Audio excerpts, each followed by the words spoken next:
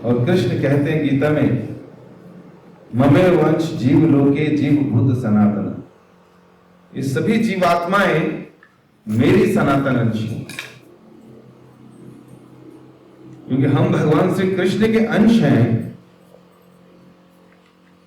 तो जिस प्रकार कभी भगवान का अंत नहीं होता, कभी भगवान की कोई शुरुआत नहीं होती, भगवान हमेशा से एग्जिस्ट करते हैं, उनमें कोई परिवर्तन नहीं आता,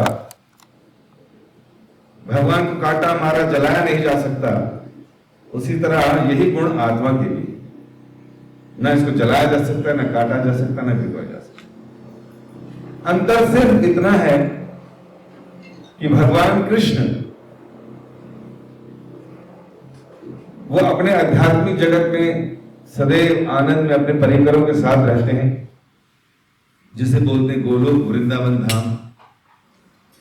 और हम जीवात्माएं जो कि उनके अंश हैं, और स्पिरिचुअल वर्ल्ड आध्यात्मिक जगत में भगवान को एकमात्र भोक्ता देख कि सब लोग भगवान की ही सेवा कर रहे हैं, हर चीज भगवान के ही इंजॉयमेंट के लिए है।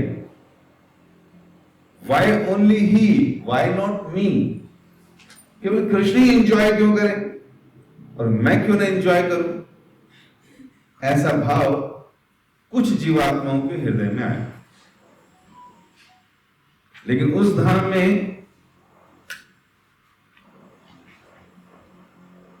क्योंकि भगवान एक मात्र वही इंजॉयर हैं, वही सब कुछ है, इसलिए वहां का एक नियम है, एकला ईश्वर कृष्ण आर सब भृत्य। ईश्वर तो केवल एक है, वो है कृष्ण, और बाकी सब उनके दास हैं।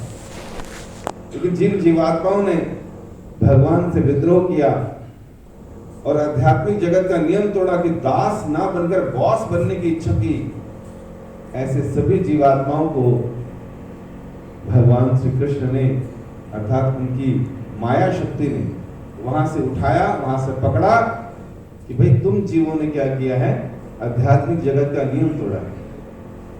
तो जैसे हमारे स्टेट में अगर कोई गवर्नमेंट के रूल्स रेगुलेशंस तोड़ता है तो उसको कहां भेजते हैं?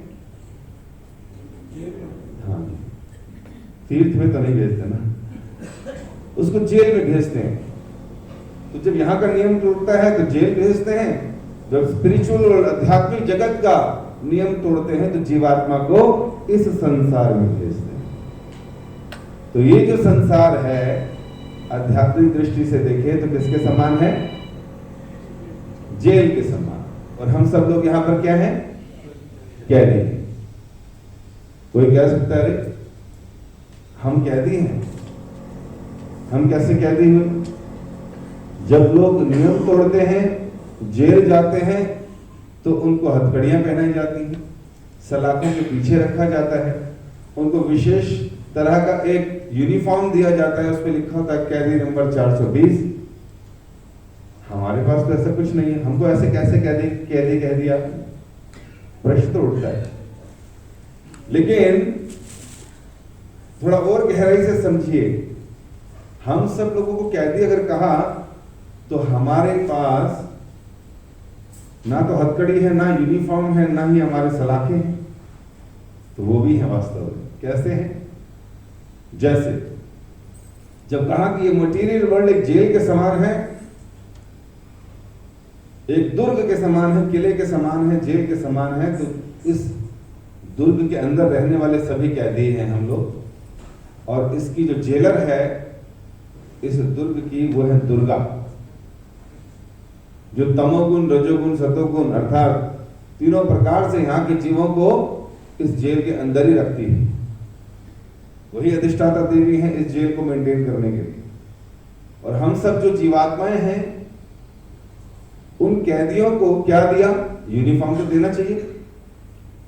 तो हमारे पास 84 लाख प्रकार की यूनिफॉर्म दी गई, 84 लाख प्रकार की। 9 लाख ऐसी यूनिफॉर्म है जो पानी के अंदर रहती है, जलजा नव लक्षण। स्थावरा लक्ष्य विंशति 20 लाख प्रकार के पेड़ पौधे हैं, ये भी एक जीवन है।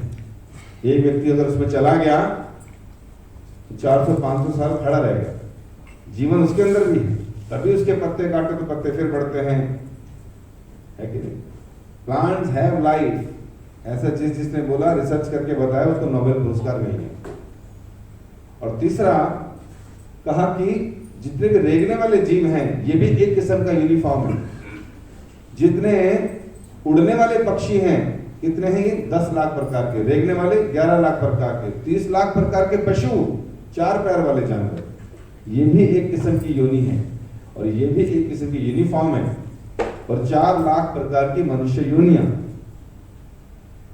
जिसमें सभी देवता, यक्ष, किन्नर, विद्याधर, ये सब के सब जेल के अंदर ही हैं, अर्थात कैदी हैं। बस ये कह सकते हैं कि कुछ कैदी 3rd क्लास जेल में है, कुछ कैदी 2nd क्लास जेल में है और कुछ कैदी 1st क्लास जेल में है।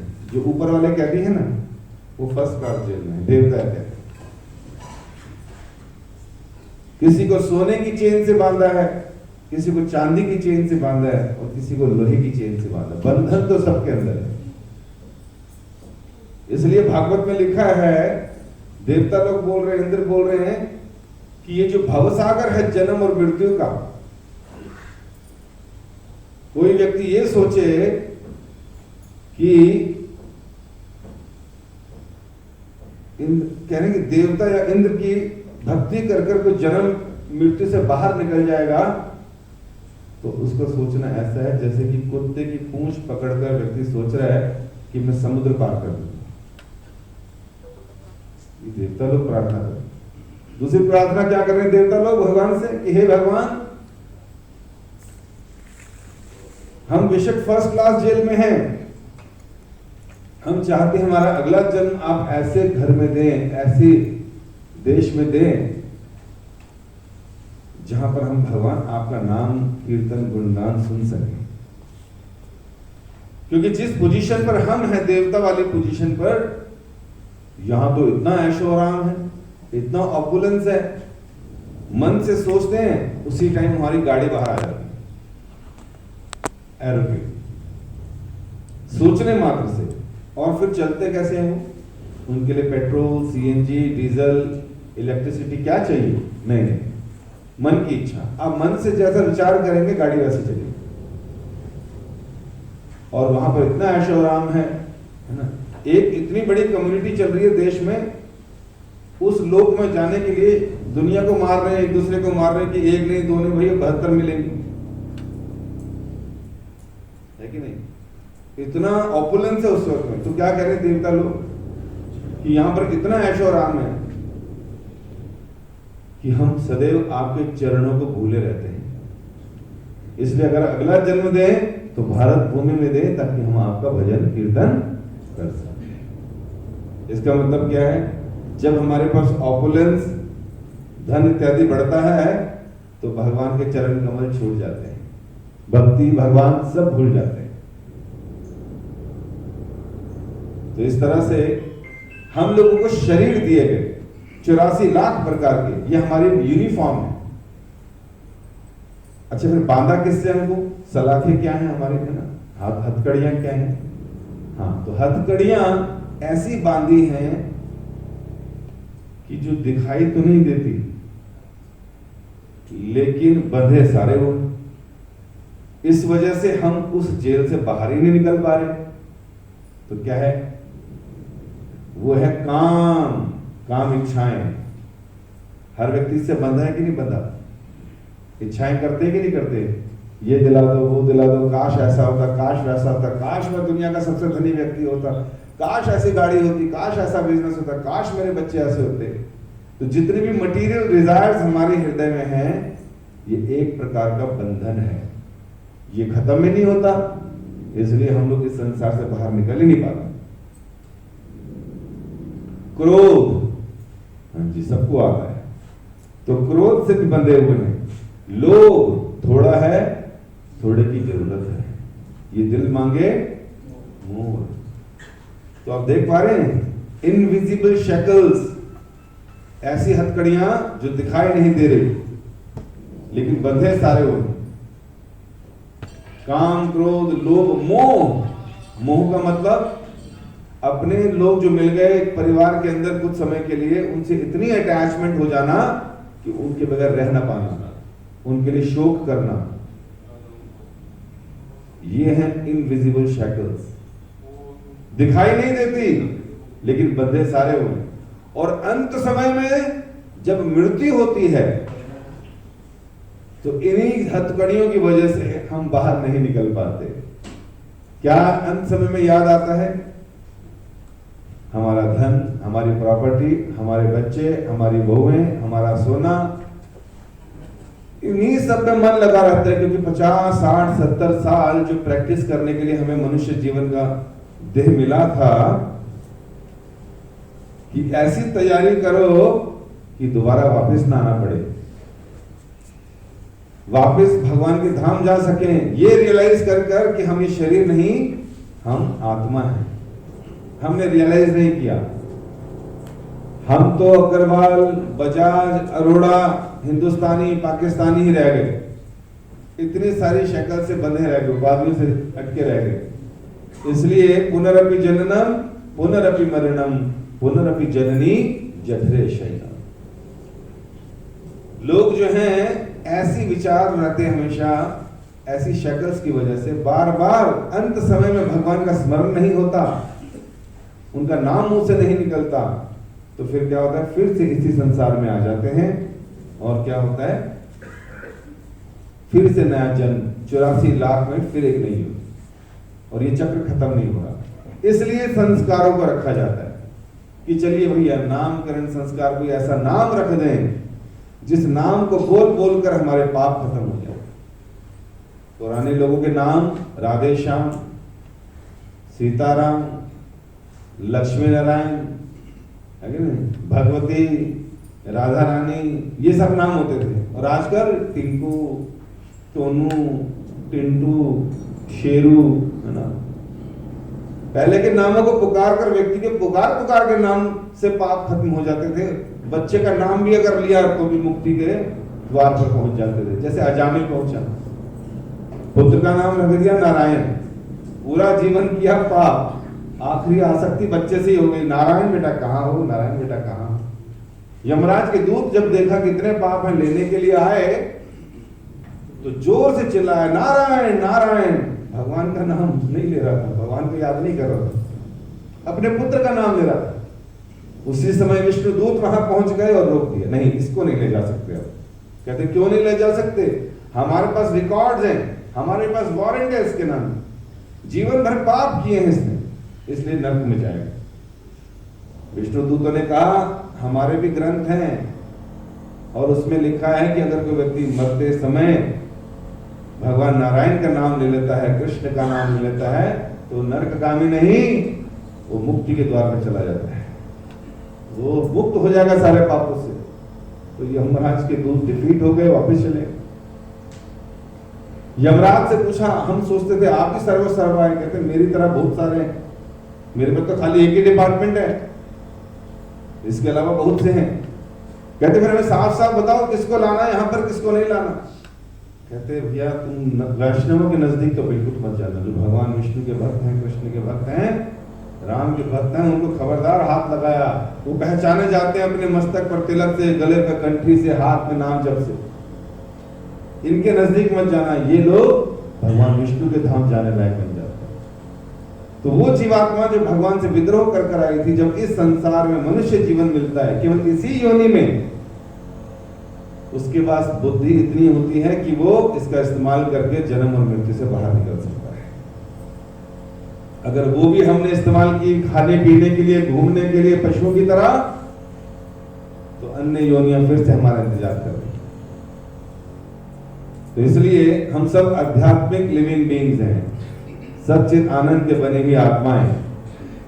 इस संसार में हमें कितना ही कुछ खिला दें, पिला दें, कितनी सेवा कर लें, कितना ही हम लोग भोग कर लें, कितने ही देश घूम लें, कितना ही पैसा देख लें, कभी संतुष्ट हो ही नहीं सकते। गारंटी है, स्टैम्प पेपर पे लिखा हुआ है, दुख आलया अशाश्वतम। भगवान ने कहा यहाँ हर चीज टेम्परेरी है और हर व्यक्ति यहाँ दुखी रहेगा। दुख आलय, जहां दुख मिलते हैं। तो फिर कैसे सुखी होंगे, कैसे आनंद मिलेगा? तो बताया जब हम केवल भौतिक या फिजिकल या मेंटल लेवल के सुख लेते हैं तो ये टेम्परेरी हैं, अभी मिलेंगे फिर खत्म हो जाएंगे, क्योंकि हम लोग स्पिरिचुअल बीइंग्स हैं। जैसे पानी से एक मछली को बाहर निकालो और उसको आप पिज्जा और पास्ता पराठे खिलाओ तो सुखी नहीं रहेगी। कब तक मचलती रहेगी? जब तक वापस पानी में न डालो। तो उसी तरह हम जीवात्माएं सब भगवान के अंश हैं, भगवान के धाम से आए हैं। हमको यहाँ पर कितना अमाउंट ऑफ एंजॉयमेंट दे दिया जाए, हम कभी सुखी और संतुष्ट नहीं हो सकते।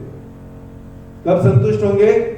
जब हमें वो फूड मिलेगा जो आध्यात्मिक हो, क्योंकि आत्मा आध्यात्मिक है। इसलिए आत्मा का असली भोजन क्या है? भगवान की भक्ति, भगवान की कथा और भगवान का नाम, ये सब कुछ आध्यात्मिक है। तो जब हम लोग आध्यात्मिक नरिशमेंट सोल को देते हैं, आत्मा का भोजन, तो आत्मा संतुष्ट होती है, प्रसन्न होती है, उससे हमारा बुद्धि, मन और शरीर भी संतुष्ट हो जाता है। इसलिए इस संसार में आना जाना तो सबके साथ लगा रहेगा। अब जो चले गए हैं उनको अगर श्रद्धांजलि देनी है तो हरि नाम से ज्यादा अच्छी श्रद्धांजलि हो नहीं सकती। और अपने लिए भी, क्योंकि अपना भी नंबर आना है, आज नहीं तो कल, तो अपनी भी तैयारी करनी है। तो हमें भगवान के नामों से तैयारी करनी चाहिए। तो आइए हम सब लोग भारती जी के लिए भगवान के पवित्र नामों का जप और कीर्तन करें, उनको श्रद्धांजलि दें, और इससे उनका भी भला होगा और हमारा भी भला होगा। बोले हरे कृष्णा।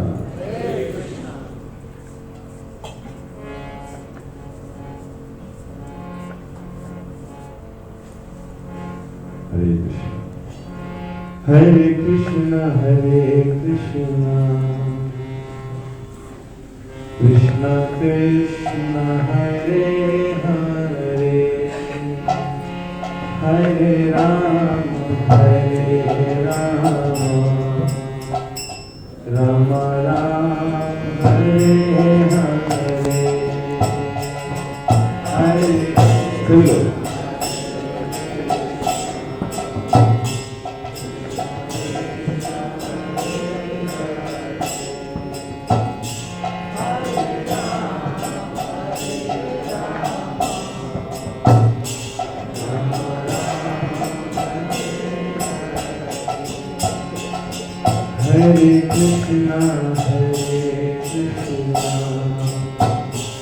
कृष्णा कृष्णा हरे हरे, हरे राम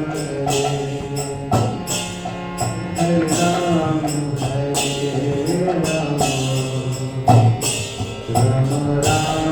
हरे हरे। हरे कृष्णा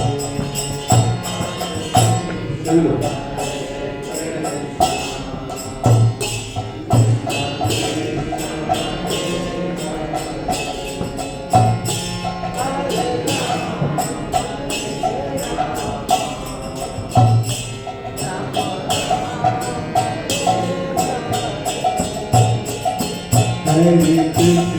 कृष्णा हरे हरे,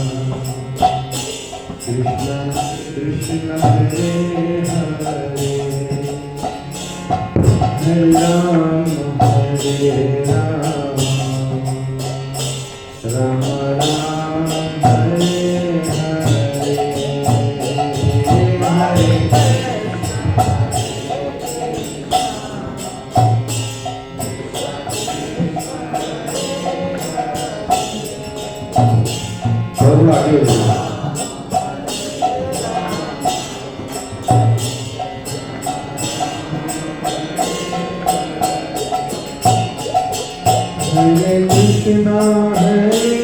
कृष्णा कृष्णा कृष्णा हरे हरे,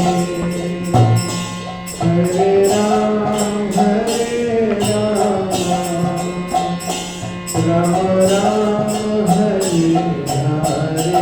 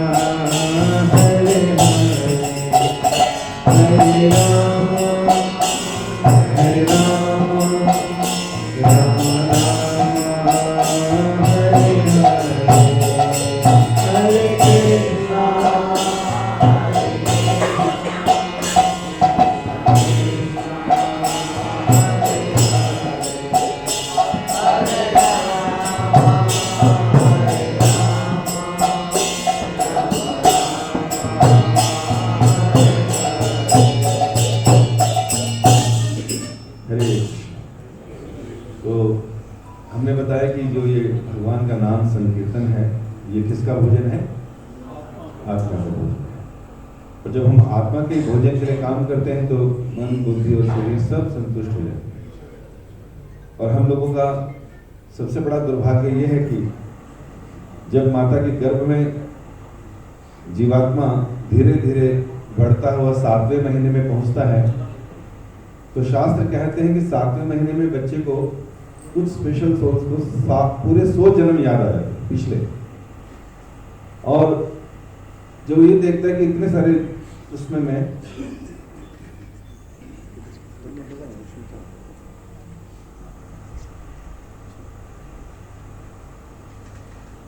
तो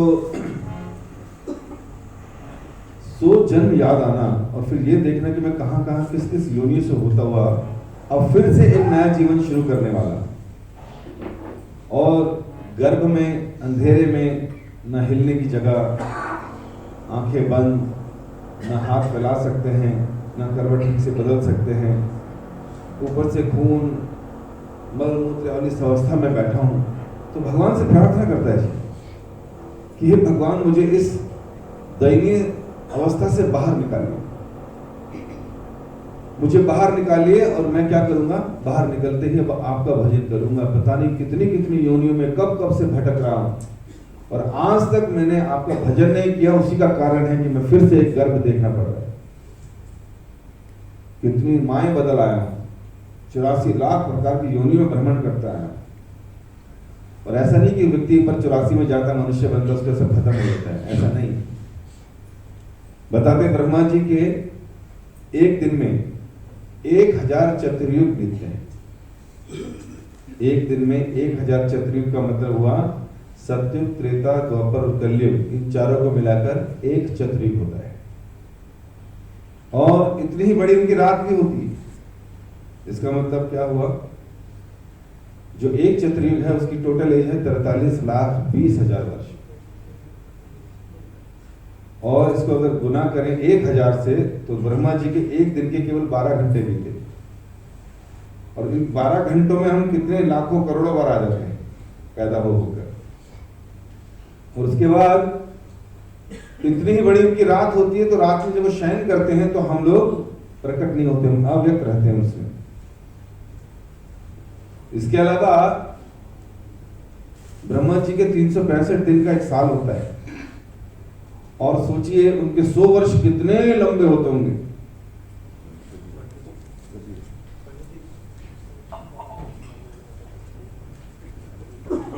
तो इतने इतने जन्मों में हम लोग कई बार कई कई योनियों में आए। कृष्ण गीता में कहते हैं वांसांसि जीर्णानि यथा विहाय नवानि गृहति नरोपराय। ये जीवात्मा बार बार वस्त्र बदल रहा है, अर्थात शरीर बदल रहा है, जैसे हम रोज वस्त्र बदलते हैं। तो इस तरह से हम इतनी योनियों में आने के बाद भी अभी तक मुक्त नहीं हुए, इसलिए यहीं फंसे हुए हैं। मतलब ब्रह्मा जी का साल भी बीत गया तो भी यहां रहे, पूरे ब्रह्मा जी खत्म होकर निकल भी जाते हैं, फिर दूसरे ब्रह्मा आते हैं तो भी इधर ही है। अब सोचिए कितने कितने ब्रह्मा आके चले गए, हम लोग अभी तक अपनी रिस्पॉन्सिबिलिटी का लंगर वहीं टांगे घूम रहे।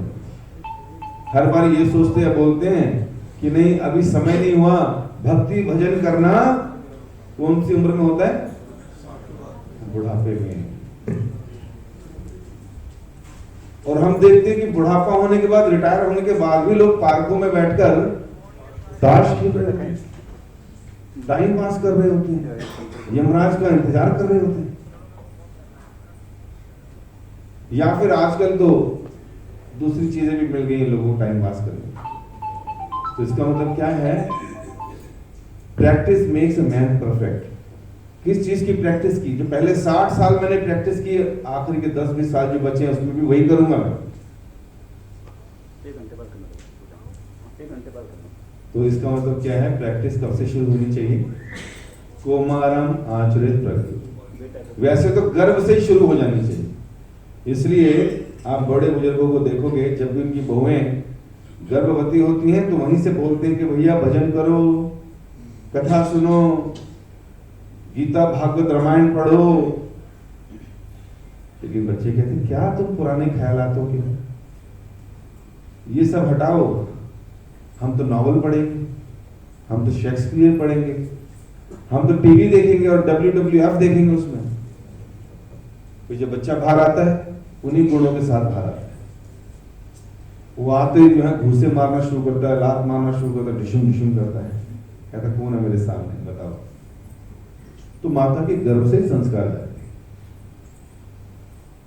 प्रहलाद महाराज हिरण्यकशिपु के यहाँ पैदा हुए, लेकिन जब माता के गर्भ में थे तो नारद जी ने खूब कथा सुनाई, और जब बाहर आए तो 5 वर्ष की आयु में अपने पुत्र को देखकर, स्कूल की छुट्टियां हुई थी, हिरण्यकशिपु ने अपनी गोदी में बिठा और कहा बेटा क्या सीख कर आए हो बताओ जरा। उसने कहा, प्रहलाद ने कहा कि हे पिताश्री, हे असुरवर्य देहि नाम, आप तो असुरों में श्रेष्ठ हैं। ग्रह अंधकूपम, ये गृहस्थी का जो कुआं है ये ऐसा है कि एक बार घुस जाओ तो फिर निकल नहीं पाते, इसका एंड नहीं है जिम्मेवारियों का। तो क्या करना चाहिए व्यक्ति को? समय से वनोगतम, वन की तरफ, वृंदावन की तरफ टाइम से निकलना चाहिए अपने अटैचमेंट्स को खत्म करने के लिए। और वहां क्या करना चाहिए? हरि के आश्रय, हरि का आश्रय लेना चाहिए। ये छोटा सा बच्चा 5 साल का अपने पिताजी को बोल रहा है, तो उसको लगा इसको शायद इसके हार्ड डिस्क में प्रॉब्लम है, तो उसके टीचर को बुलाया कि इसको ठीक से पढ़ाओ भैया, हम तो आसुरी परिवार से हैं, क्या सीख रहा है उल्टा सीधा। वो फिर गया पढ़ने, फिर दोबारा लेकर आया उसको, फिर गोदी में बिठा, बेटा आप बताओ कौन सा सब्जेक्ट है तुम्हारा फेवरेट? उसने कहा श्रवणम कीर्तनम विष्णु स्मरणम अर्चनम वंदनम दास्यम साख्यम आत्मनिवेदनम। हे पिताश्री, जिसको भी मनुष्य देह मिला है उसको अपना जीवन भगवान श्री कृष्ण के, विष्णु के श्रवण में, कीर्तन में, स्मरण में लगाना चाहिए। पिताजी नाराज हो गए, धक्का मार के गिरा दिया उसको। कितना ही मारने का प्रयास करा, मारा नहीं। क्यों? क्योंकि भगवान को समर्पित था। दोबारा स्कूल भेजा समझाने सिखाने के लिए। तो जितने असुरों के बच्चे साथ में पढ़ते थे उन सबको शिक्षा दे दी कि भैया ये जीवन बड़ा मुश्किल से मिलता है, 100 बड़ी मुश्किल से मिलता है, 100 में खेल कूद में बीत जाता है, सोने में 50% बीत जाता है, काम धंधे में 25% बीत जाता है, हमारे पास तो समय मिलता ही नहीं भजन करने का। असुरों के बच्चों को भी सिखा दिया। और फिर क्या हुआ? सारे बच्चे हरे कृष्णा करने लगे, छोटे छोटे। अब तो उनको और गुस्सा आ गया। फिर बोला कि तेरी शक्ति का, तेरे ज्ञान का सोर्स क्या है? तो जब बच्चों ने पूछा कि तुम तो हमारे साथ हमारी उम्र के ही हो, हमारे टीचर तुम्हारे टीचर भी एक ही हैं, तुम्हें कौन सिखा रहा भाई? तुम क्या एक्स्ट्रा ट्यूशन लेते हो? उसने कहा नहीं, मैंने अपनी माता के गर्भ में ही सारी शिक्षा ले ली थी नारद जी के द्वारा, इसलिए माता के गर्भ से सब कुछ शुरू होता है। फिर हम कथा जानते हैं कि भगवान स्तंभ से निकलकर अपने भक्त की रक्षा की और प्रहलाद की रक्षा की। और इस तरह से माता के गर्भ में से जब बच्चा बाहर आता है, माता पिता को पता ही नहीं होता करना क्या हो। हमें लगता है कि बस इसको इसी तरह इंजीनियर बना दें, डॉक्टर बना दें, चार्टर्ड अकाउंटेंसी करा दें, लॉयर बना दें, जिस फील्ड में अच्छा काम है, अच्छा पैसा है, वो करा दें, बस हमारी जिम्मेवारी खत्म। क्योंकि उसी से पैसे आने, उसी से शादी होनी है इसकी। तो पूरी एनर्जी हमारी उसको पैरों पे खड़ा करने में लग जाती है कि 2 वक्त की रोटी अच्छी खा लेगा। और 2 वक्त की रोटी ना आज पूरे विश्व में सब खा लेते हैं जी। अंबानी का अगर आप मेनू देखोगे, सुबह ढोकला होता है, शाम को बेसन का चिल्ला होता है, और रात को सूप पी के सो जाता है। और एक निर्धन व्यक्ति जो रिक्शा पुलर है या जो काम करने वाला व्यक्ति है, उसका खाना देखोगे, सुबह 4-6 चपातियां, दोपहर में 4-6 चपातियां, शाम को बढ़िया चावल। इतना अगर हम खा लें तो हॉस्पिटल एडमिट हो जाए बीपी शुगर के चक्कर में, हम खा नहीं सकते। तो भोजन तो सबके लिए बंधा हुआ, सब आसानी से पा रहे हैं, लेकिन जो लोभ का जो भोजन है ना, वो किसी को नहीं संतुष्ट कर सकता। लोभ का जो कीड़ा, इसलिए कहा बाल्यावस्था से ही बालकों को, बच्चों को, बच्चियों को धार्मिक शिक्षा में लगाना चाहिए। उसको बताना चाहिए कि तेरे शरीर के माँ बाप तो हम हैं, लेकिन तेरी आत्मा के असली पिता कृष्ण है। ये शरीर तो नश्वर है, एक दिन हम सब ने चला जाना है, लेकिन मुक्ति मिलेगी भगवान के नामों से ही, उनके कीर्तन से। ये पूरा परिवार ऑलरेडी भगवान से जुड़ा हुआ है, और जो भगवान से जुड़ा हो, जिसने खूब भजन किया हो, उसका अंत या उसकी गति के विषय में तो शंका होनी ही नहीं चाहिए कि परिवार में सब लोग अंतर्राष्ट्रीय कृष्ण भावनामृत संघ से जुड़े। और यहां पर जुड़ना इतना आसान नहीं है, यहां जुड़ने के लिए भी हिम्मत चाहिए। क्यों हिम्मत चाहिए? ये क्या मतलब है? कोई सोच रहे हो कि पैसा चाहिए? नहीं, पैसा नहीं चाहिए, हिम्मत चाहिए। हिम्मत क्यों चाहिए? क्योंकि पूरा जीवन जो हम धन कमाते हैं, हम सोचते हैं अब इसको एंजॉय करेंगे, और जब धन का एंजॉय किया जाता है तो केवल गलत कर्मों में लगता है। जैसे भोजन की दृष्टि पर दृष्टि डाले तो व्यक्ति रोज सरसों का साग और रोटी ये थोड़ी खाएगा। अब तो वो जीवात्माओं को काट पीट कर पेट में डालना चाहेगा, उसको खाने के लिए करीम के पास जाएगा, गलत गलत ढाबों में जाकर जीवात्माओं की हत्या करके रोस्ट कर कर पेट को शमशान घाट बनाएगा, ताकि खूब पाप कर्म किए जा सके। तो जीवन आसान नहीं रह जाता। पीने के लिए वो उल्टी सीधे चीपेगा, फ्रेश जूस नहीं पिएगा, बासी जूस पिएगा फलों का, जो मटकों में दबाया जाता है, जो अल्कोहल बन जाता है 35-40%। अपना कलेजा जलाएगा, घर में 2-4 के ऊपर हाथ उठाएगा, जीवन बर्बाद करेगा अपना भी घर में। फिर वो एक स्त्री से या एक पुरुष से संतुष्ट नहीं रहेंगे, अब उनको वे विचार करना होगा। पहले हम लोग जब साउथ दिल्ली से जाते थे, तो वहां पर जैसे बहुत धनी लोग रहते हैं, तो वहां पर उनके बच्चे जो हैं जल्दी बिगड़ जाते हैं, तो ओपन में सिगरेट पीते नजर आते थे लड़कियां। अभी जाने की जरूरत नहीं है। यहाँ से जैसे हम लोग रिठाला तक जाते हैं, तो वहीं पर लोग मिल जाते हैं हमें खुले में। पहले लोग थोड़ा शर्म करते थे, तो थोड़ा कोने में जाके लड़कियां जो है तो पीती थी, और अब तो ऐसा हो गया जैसे कि उनको फक्र है, वो शायद अगरबत्ती जला रखी है उन्हें पूजा के लिए। नहीं, उन्होंने बत्ती जला रखी है। कौन से देश की बात कर रहे हैं हम? भारत देश की बात। तो बचपन से सही संस्कार देना कि हम तेरे शरीर के माता पिता हैं, लेकिन तेरी आत्मा का असली सोर्स कृष्ण है, और ये जो मनुष्य देह मिला है, इसे जानवरों की तरह इस्तेमाल करके खत्म नहीं करना। क्योंकि पशु भी आहार, निद्रा, भय और मैथुन, ये 4 काम करता है, और मनुष्य भी धन कमा के यही 4 काम करता है, तो पशु से अधिक नहीं है। लेकिन हाँ, एक गुण बताया, धर्मो ही देशो अधिको विशेषाम धर्मे नहीं न पशु भी सम, कि अगर वो अपनी अधिक बुद्धि का इस्तेमाल धर्म के नियमों का पालन करने में लगा रहा है, तो ही मनुष्य कहलाएगा। तो ये परिवार काफी लंबे समय से अंतर्राष्ट्रीय कृष्ण भावना संघ से जुड़ा, और मैंने कहा यहाँ जुड़ने के लिए हिम्मत चाहिए कि जो धन कमाया है, अरे यार इनको तो हम गलत जगह पे लगा ही नहीं पाएंगे। फिर इस्कॉन में तो नियम है, हमने देखा सुना है क्या कि लोग जो है यहाँ पर मांस नहीं खाते, नशा नहीं करते, वे विचार में नहीं लगते, भगवान के भजन कीर्तन में लगे रहते हैं। हिम्मत तो चाहिए ऐसे जुड़ने की। तो इसलिए हम देखते हैं कि लोग संकोच करते हैं जुड़ने से। तो ये परिवार जुड़ा भी है, दीक्षा भी ले रखी है, और जिसका गुरु से संपर्क हो गया, गुरु तो भगवान श्री कृष्ण के प्रतिनिधि हैं, तो निश्चित रूप से उनका उद्धार निश्चित है। तो ऐसे व्यक्ति के लिए शोक या चिंता नहीं, वो तो निश्चित रूप से जिन्होंने भगवान का नाम जप किया है, कीर्तन किया है, दीक्षा ली है, वो निश्चित रूप से भगवत धाम भगवान के चरणों को प्राप्त करेंगे। हमें अपने लिए क्या करना है वो देखना है। तो हमें अपनी तैयारी करनी, और अपनी तैयारी कैसे?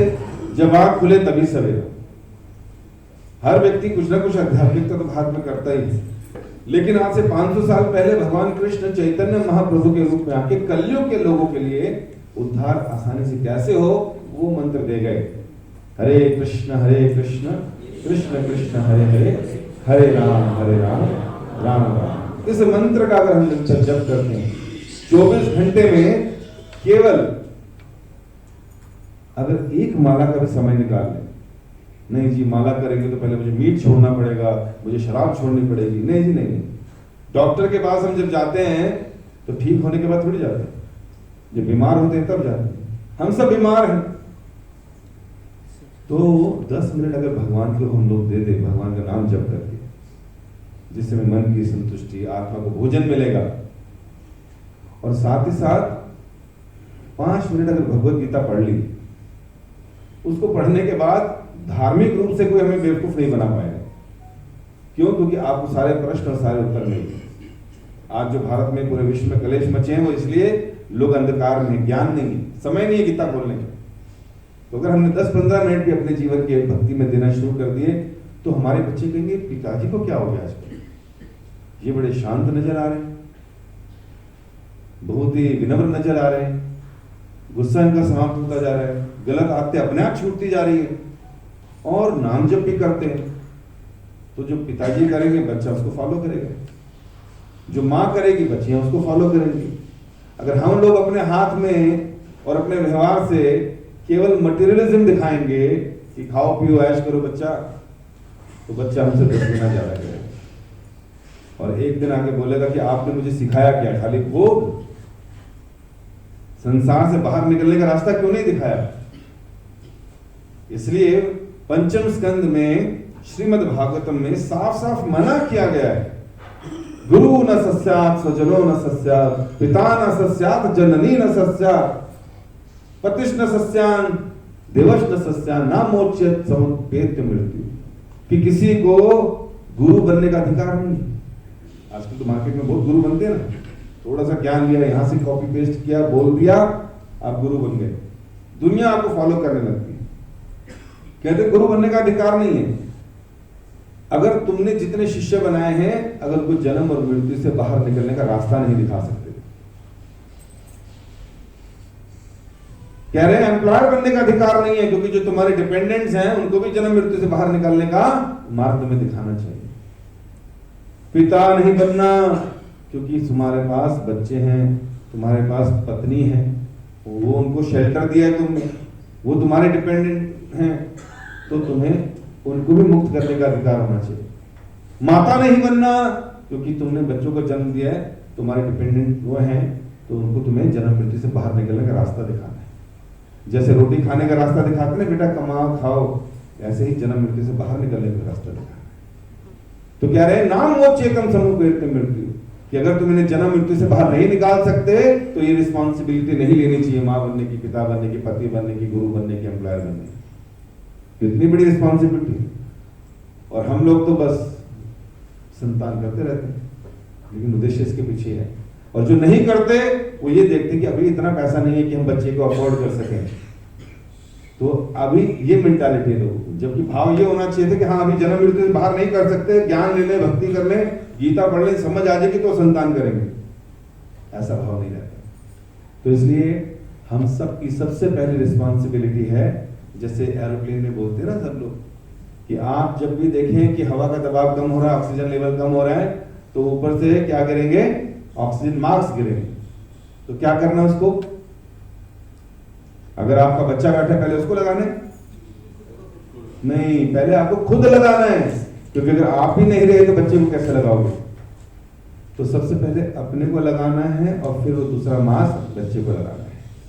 तो इसका मतलब क्या है, पहले अपना उद्धार करना है। रोज का एक माला जब से शुरू करें। ये लोग तो 16-16 माला करके गए हैं, दीक्षित भक्त थे, इनका तो फिक्स है सीट ऊपर। अपना क्या होगा, तो पहले अपने से एक माला से शुरू करें भगवान के नाम लेकर, और दूसरा फिर अपने जो डिपेंडेंट्स हैं परिवार में उनको भी शिक्षा दें और सिखाएं कि भगवान का नाम कैसे जपना है। ये हमारी रिस्पॉन्सिबिलिटी पूरी हो। उसके बाद खाना पीना तो जिंदगी में हर किसी को आ जाता है, पशुओं को भी आ जाता है, पक्षियों को भी आ जाता है, उनका भी भगवान ने बांध रखा है, क्योंकि विशंबर नाम है उनका, सबका पालन कर रहे हैं। इस तरह से अगर हम लोग अपनी बुद्धि का सही इस्तेमाल करेंगे, अपने समय का सही इस्तेमाल करेंगे और उसमें से कुछ समय निकालकर नाम जप शुरू करेंगे, तो जो हमारे जीवन में खलबली है, उथल पुथल है, जो बुरी आदतें भी हैं, धीरे धीरे वो भी समाप्त हो जाएंगे। और नाम जप के लिए नहीं ब्राह्मण कुल में पैदा होना है जी, ऐसा नहीं। नाम जप के लिए कम से कम ग्रेजुएट होना चाहिए, ऐसा भी नहीं। स्त्रियों को ही करना चाहिए, पुरुषों को नहीं, ऐसा भी नहीं। सुबह ही करना चाहिए, रात को नहीं, ऐसा भी नहीं। कोई भी कभी भी कहीं भी नाम जब उसको समय मिले कर सकता है। तो कार्यक्रम के अंत में हम लोग आपको जपमाला देंगे, आप लोग हमसे ले सकते हैं। तो अभी मैं पंडित जी को देता हूँ गरुड़ पुराण का आखिरी पेज, तो इसके बाद हम लोग विराम देंगे। हरे कृष्ण।